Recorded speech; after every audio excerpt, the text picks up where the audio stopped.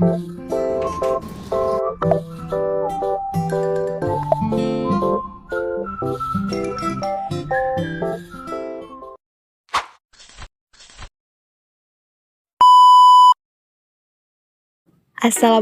warahmatullahi wabarakatuh.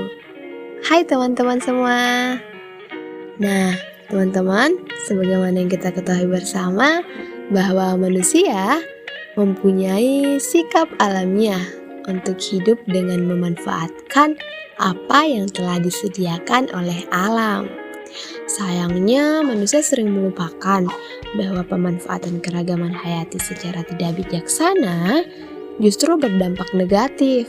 Nah, dampak paling buruk adalah kekayaan alam tersebut akan menjadi langka, bahkan punah, teman-teman. Kelangkaan dan kepunahan berbagai spesies sangat berpengaruh pada kelangsungan hidup manusia. Berangkat dari kondisi itulah diperlukan adanya konsep atau upaya yang dilakukan untuk tetap melestarikan kekayaan alam. Upaya tersebut menerapkan konsep mutualisme antara manusia dan alam yang selanjutnya dikenal sebagai konservasi. Nah, teman-teman semua, kita pasti tidak asing mendengar kata konservasi di dalam ruang lingkup lingkungan hidup dan kehutanan. Tapi, tidak banyak orang yang memahami pengertian, tujuan, dan manfaat konservasi. Oleh karena itu, mari kita bahas satu persatu.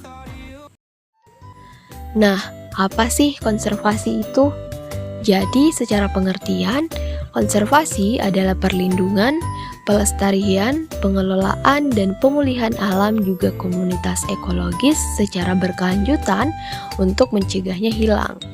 Sederhananya, konservasi adalah usaha yang dilakukan untuk melestarikan dan melindungi alam. Tujuan dasar dari konservasi adalah memberi perlindungan terhadap keanekaragaman hayati dan ekosistemnya agar manusia tetap bisa memanfaatkannya. Akan tetapi, tujuan tersebut bisa dibagi lagi menjadi beberapa poin yang lebih spesifik.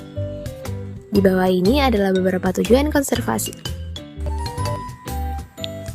Yang pertama yaitu memberi perlindungan, pembatasan, serta pemeliharaan kepada suatu area atau lingkungan yang bernilai agar menghindari kemungkinan terjadinya kerusakan apabila kepunahan pada komponen yang menjadi pembentuk dari lingkungan tersebut, sehingga bisa menyebabkan ketidakseimbangan ekosistem.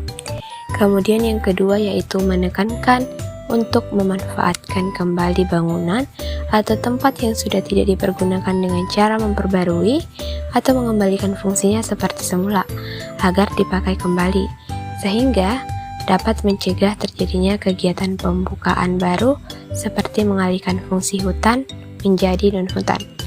Kemudian yang ketiga yaitu melindungi situs, benda bersejarah, serta cagar budaya dari kerusakan sampai dengan kehancuran. Cagar budaya terletak pada kawasan yang mempunyai keanekaragaman hayati yang banyak. Yang keempat yaitu memelihara kualitas lingkungan agar tetap baik dengan memastikan ketersediaan air dan udara bersih. Lingkungan ini mencakup wilayah daratan hingga perairan.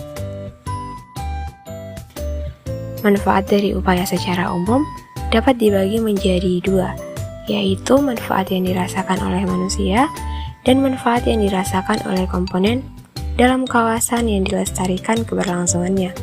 Yang pertama yaitu manfaat ekologi. Manfaat ini diperoleh dari upaya konservasi, membuat keanekaragaman hayati bisa memperoleh perlindungan melalui keseimbangan ekosistem sehingga terbebas dari ancaman kepunahan. Kemudian yang kedua yaitu manfaat ekonomi. Menjaga kelestarian alam juga dapat memberi manfaat ekonomi bagi manusia, karena alam sebagai sumber pendapatan tetap terjaga sehingga hasilnya dapat terus dimanfaatkan. Jika suatu lingkungan mengalami kerusakan, maka resiko kerugian bisa terus meningkat. Kemudian selanjutnya kita masuk ke dalam metode konservasi lingkungan. Secara umum ada dua metode konservasi lingkungan yang bisa diterapkan, yaitu in situ dan ex situ. Yang pertama yaitu in situ. Metode konservasi ini adalah upaya pelestarian keanekaragaman hayati baik berupa flora ataupun fauna yang dilakukan di habitat asli spesies tersebut. Lingkungan yang akan menjadi lokasi konservasi harus masih berada dalam kondisi yang layak dan terjaga untuk dihuni oleh spesies tersebut.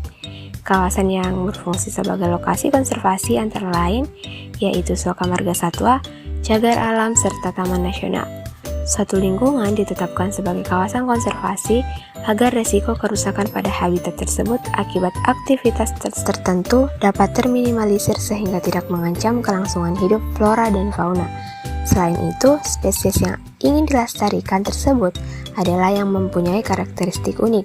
Biasanya konservasi in situ dilakukan apabila ada spesies langka yang hidup pada suatu lingkungan dalam jumlah besar dan tidak memungkinkan dipindah secara keseluruhan. Maka dari itu, lingkungan tersebut harus dijadikan sebagai kawasan konservasi. Suatu kawasan yang ditetapkan sebagai lokasi konservasi in situ tidak dapat diakses dengan mudah dan kegiatan yang dapat dilakukan di lingkungan tersebut terbatas. Orang yang ingin masuk pun membutuhkan izin resmi dari pengelola kawasan konservasi, bukan hanya untuk menjaga lingkungan, tetapi populasi di kawasan in situ memang berkeliaran secara liar. Kegiatan perburuan di kawasan in situ bersifat ilegal dan dianggap melanggar hukum. Jadi apabila ada oknum tertentu yang melakukan perburuan satwa atau penebangan secara liar, maka sudah dipastikan akan berurusan dengan pihak keamanan dan hukum yang berlaku. Yang kedua yaitu ex situ.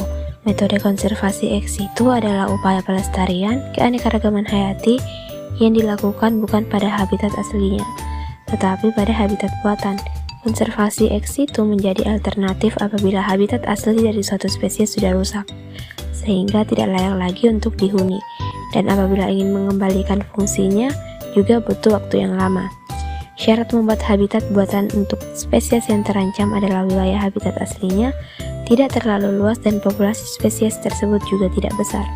Lokasi pembuatan habitat buatan biasanya terletak tidak jauh dari pemukiman manusia, sehingga spesies satwa yang menghuni kawasan tersebut tidak dilepaskan secara luas.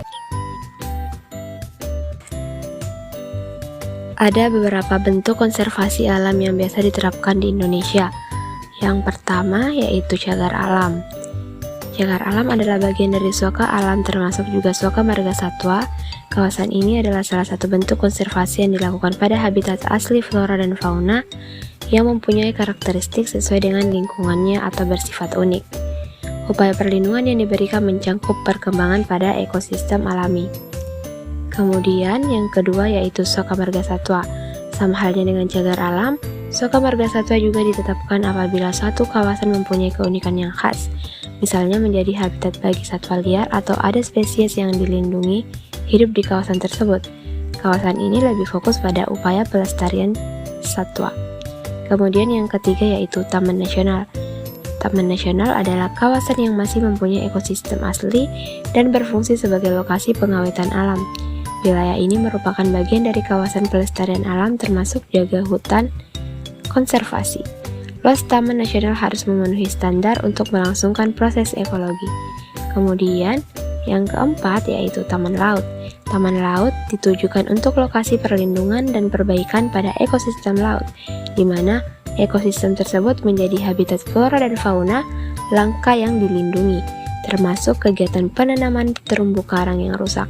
Sama seperti yang lain, taman laut harus memiliki sumber daya alam yang khas dan unik serta luasnya memadai. Kelima yaitu kebun raya. Kebun raya adalah salah satu bentuk konservasi yang dikelola dengan metode ex situ. Kawasan ini dibentuk dengan tujuan untuk melindungi dan melestarikan keanekaragaman alam. Berbagai spesies flora ditanam di dalam kebun raya yang dapat difungsikan untuk berbagai keperluan. Kemudian yang keenam yaitu Taman Hutan Raya. Taman Hutan Raya atau Tahura adalah bagian dari kawasan pelestarian alam seperti Taman Nasional. Kawasan ini berfungsi untuk menjaga keseimbangan ekosistem dalam satu wilayah, menjadi tempat untuk mengoleksi flora dan fauna, serta tempat untuk melestarikan plasma nutfa. Ekosistem Tahura ada yang alami dan ada pula buatan. Kemudian yang terakhir yaitu hutan bakau.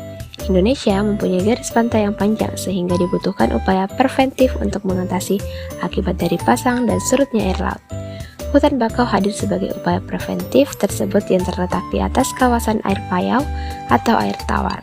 Flora yang bisa ditemukan di hutan bakau yaitu bakau, api-api, dan jeruju. Baik, itulah tadi materi mengenai konservasi yang bisa saya sampaikan. Cukup sekian, terima kasih dan kapan-kapan lagi.